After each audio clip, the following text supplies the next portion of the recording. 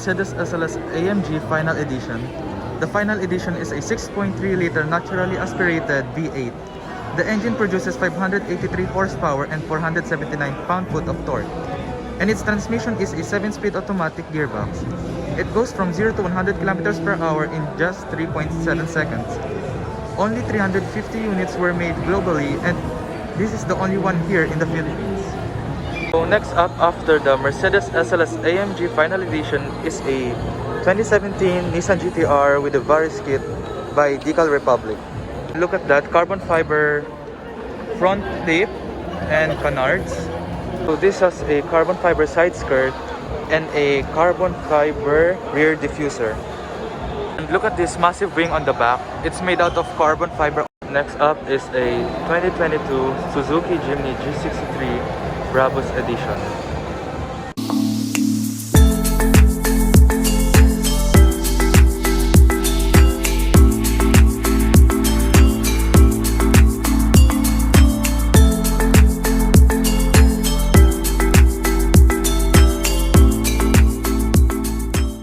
The Alex Restoration.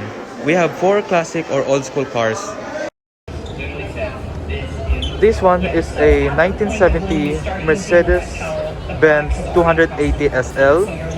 Then next to it is a 1966 Chevrolet Corvette Stingray.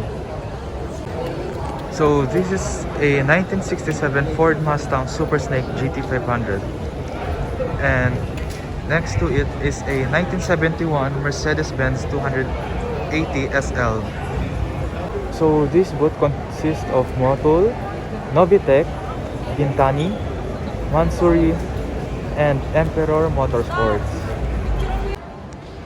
This is a Ferrari 812 Superfast Stallone by Mansory. This 812 Superfast Stallone is a 6.5-liter naturally aspirated V12, and it produces 820 horsepower and 546 pound-foot of torque. It goes from 0 to 100 kilometers per hour in 2.8 seconds, and there are only 10 of these in the world. This is a Lamborghini Aventador SVJ. The SVJ stands for Super Veloce Jota. Super Veloce means super fast in Italian. The 6.5-liter naturally aspirated V12 engine produces 759 horsepower and 531 pound-foot of torque. Its transmission is a 7-speed single-clutch automatic, and it can go from 0 to 100 kilometers per hour in just 2.8 seconds. This isn't the only SVJ here. In fact, there's 3 more. One full carbon at the back, a yellow one here, and the 63 edition. This Lamborghini Aventador SVJ is not just any car. This is the special 63 edition. It's very rare because only 63 of these were made. Only 900 coupes and 800 roadsters were made. So this is a 2005 Ford Mustang with a Starbright custom paint and body kit. So this 2015 Subaru WRX STI has a 561 wheel horsepower in it. And next to the 2015 WRX STI is the 2017 WRX STI. So this is a 2013 Toyota 86. This Toyota 86 is fully loaded, and look at the modifications they did to it. And these are the list of modifications they did.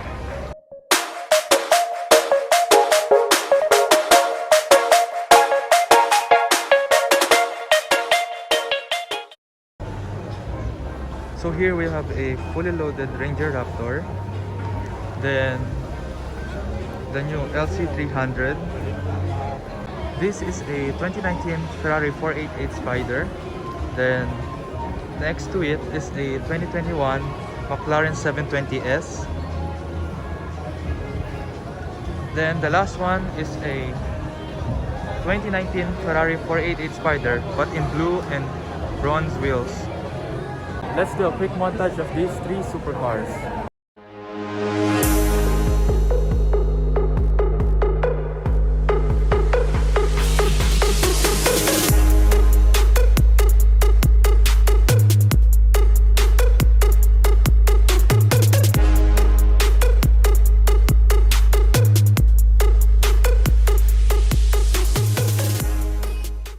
So we are now here at the Autobot off-road section, and first thing you'll see is the Ford Ranger Raptor, which is fully loaded. Next to it is a Jeep Gladiator and another Ranger Raptor,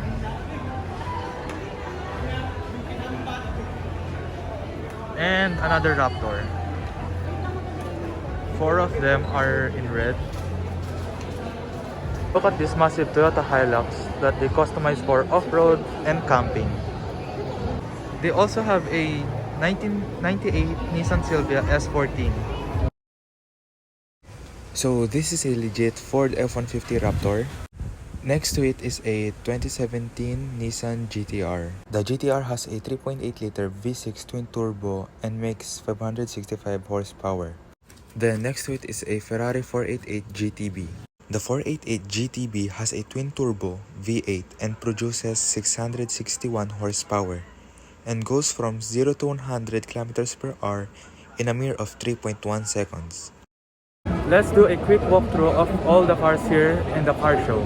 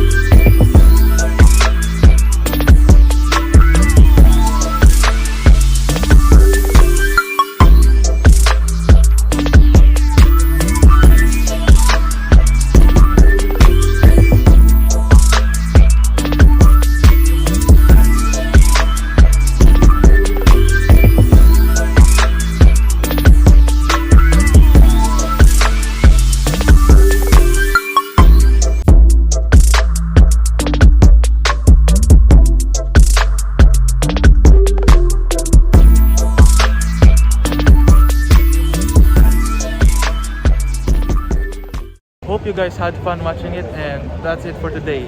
See you guys in the next video.